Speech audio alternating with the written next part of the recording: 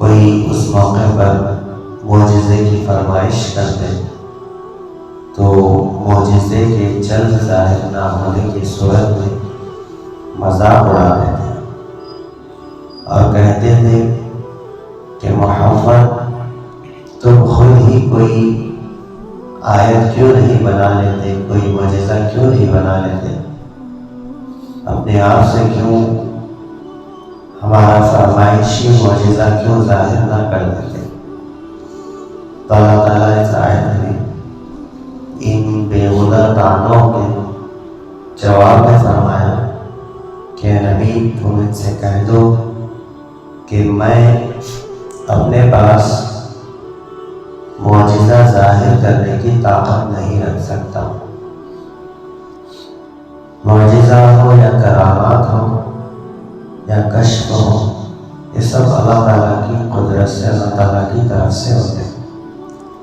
خلاف عادت کام اگر نبی کے ہاتھ سے ظاہر ہوتا ہے تو اس کو معجزہ کہتے ہیں، اور وہی کام کسی اللہ والے کے ہاتھ سے ظاہر ہوتا ہے تو اس کو کرامت کہتے ہیں۔ تو ہوتا اللہ کی طرف سے، لیکن ظاہر جو کہ بندوں کے ذریعے سے ہوتا ہے تو لوگ اس کی نسبت بندوں کی طرف کرتے ہیں کہ فلاں نبی کا معجزہ، فلاں اللہ والے کی کرامت۔ تو یہ سبب کے اعتبار سے بولنا درست ہے، لیکن عقیدہ اور ایمان والے کا عقیدہ اس سلسلے میں یہ ہونا چاہیے کہ اللہ کی طرف سے یہ ہوتا ہے۔ اللہ نبیوں کے ہاتھ پر ظاہر کرتے ہیں، کبھی خلاف عادت کا، جیسے حضرت موسیٰ علیہ السلام پتھر پر، چٹان پر اپنی لاٹھی سے مارتے ہیں تو 12 چشمے پھوٹتے ہیں، چشمے نکلتے ہیں۔ صالح علیہ السلام کے کہنے پر چٹان سے 10 ماہ کی گھابر روٹی نکلتی ہے۔ آپ علیہ السلام کے ہاتھ سے شق قمر، چاند کا 2 ٹکڑے ہونا، درخت کا قریب آ جانا، اور بہت سارے معجزات جو آپ علیہ السلام کے ساتھ تھے کہ آپ پیچھے کا ایسے ہی دیکھتے ہیں جیسے سامنے کا دیکھتے تھے۔ تو یہ سب اللہ کی طرف سے حق فاعل حقیقی اللہ، یعنی اس میں کرنے والی ذات اللہ کی ہوتی ہے، بندوں کے ہاتھ پر یہ ظاہر ہوتے ہیں۔ تو بندوں کے ہاتھ پر ظاہر ہوتے ہیں تو بندے خود سے اللہ کی قدرت کام کیے بغیر، اللہ کی مرضی، اللہ کا ارادہ، اللہ سے دعا کیے بغیر کوئی نبی اپنی طرف سے معجزہ ظاہر نہیں کر سکتے، اور اسی طرح کوئی اللہ والے کرامت ظاہر نہیں کر سکتے۔ تو اس طرح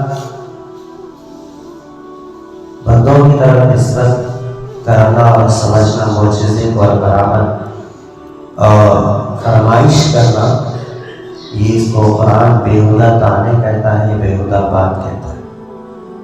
تو آپ علیہ السلام فرماتے ہیں کہ میں تو اس وحی کی پیروی کرتا ہوں جو پروردگار کی طرف سے مجھ پر نازل ہوتی ہے، نہ میں اپنی طرف سے وحی بناتا ہوں، آیت بناتا ہوں، اور نہ میں اپنی طرف سے تمہارا جو مطالبہ ہے وہ پورا پیش کر سکتا ہوں۔ میں اللہ کے انتظار، اللہ کی طرف سے تمہارے فرمائشی معجزے کے انتظار میں ہوں، تو بھی انتظار کرو۔ اور قرآن سے بڑھ کر کیا معجزہ ہو سکتا ہے جو میں آیتیں پڑھ کر تمہیں سنا رہا ہوں؟ اس سے بڑھ کر معجزہ کچھ نہیں ہو سکتا، کیونکہ معجزہ کے معنی عاجز کرنے والی۔ قرآن ایک ایسی کتاب ہے جو تمام کلاموں کو عاجز کرنے والی ہے، یعنی اس طرح کا کلام، اس طرح کی عربی، اس طرح کے جملے، اس میں جو فصاحت اور بلاغت ہے، کم الفاظ میں زیادہ معنی اور مفہوم جو اس کلام میں پائے جاتے ہیں، انسان ایسا کلام بنا نہیں سکتا۔ اگر تم بنانا چاہے تو بناؤ، ایک آیت بھی پیش کر کے دکھاؤ، تو آپ کے عربی جاننے والے فصحاء علماء ایک آیت بنا کر پیش کرنے سے عاجز رہ گئے، پھر قرآن کو عاجز کر دیا۔ تو کیوں ان آیات میں قرآن میں غور نہیں کرتے؟ تو تمہیں یہی معجزہ کافی ہو جاتا تمہارے فرمائشی معجزے کے مقابلے میں کہ یہ کتاب ایسی کتاب ہے کہ اس میں ہزاروں دلیلیں سرتاپا ہدایت اور رحمت کی موجود ہیں، بشرطے کہ اس کو غور اور تدبر سے پڑھا جائے، سمجھا جائے، اس کے معنی اور مفہوم کو جو سمجھے گا وہی شخص سمجھ پائے گا کہ یہ حقیقت میں معجزہ ہے اور اس میں ہدایت ہے اور رحمت ہے اور اس سے فائدہ اٹھانا چاہیے۔ تو اس سے فائدہ وہی لوگ اٹھاتے ہیں جو ایمان لائے ہیں اور ایمان کی سچی طلب اپنے دلوں میں رکھتے ہیں۔ تو جس کے دل میں حق کی طلب ہوتی ہے سچی، وہ بیکار سوالات نہیں کرتا، جب اس کو ایک واضح دلیل مل جاتی ہے تو پھر وہ اس کی اتباع کرتا ہے۔ تو قرآن ایک واضح دلیل ہے جس میں توحید کی، رسالت کی کھلی کھلی نشانیاں ہیں۔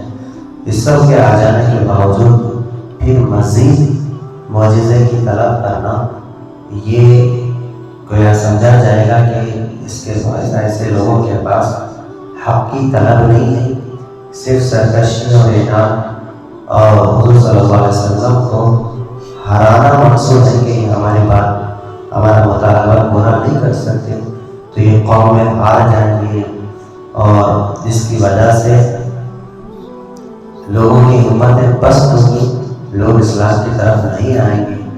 یہ ارادے اور پلاننگ اور منصوبے کے تحت کچھ لوگ معجزے کو طلب کرتے ہیں۔ اور اے پیغمبر، جب تم ان لوگوں کے پاس کوئی نشانی پیش نہیں کرتے تو وہ کہتے ہیں کہ تم اپنی ہی طرف سے کوئی نشانی کیوں نہیں بنا لائے۔ اے پیغمبر، ان سے کہہ دو کہ یہ حقیقت ہے کہ جو کچھ میرے پروردگار کی طرف سے مجھ پر وحی کی جاتی ہے میں اس کی پیروی کرتا ہوں۔ یہ قرآن تمہارے پروردگار کی طرف سے سرمایہ بصیرت ہے، اور جو لوگ اس پر ایمان رکھتے ہیں ان کے لیے یہ کتاب سرتاپا ہدایت اور رحمت ہے۔ اللہ تعالی سے دعا کرنا، قرآن مجید کو سمجھ کر پڑھنے اور اس کے مفہوم کو سمجھنے کی اور اس پر عقیدے کی مضبوطی سے عطا فرمائے۔ سبحان اللہ و بحمدہ، سبحان اللہ۔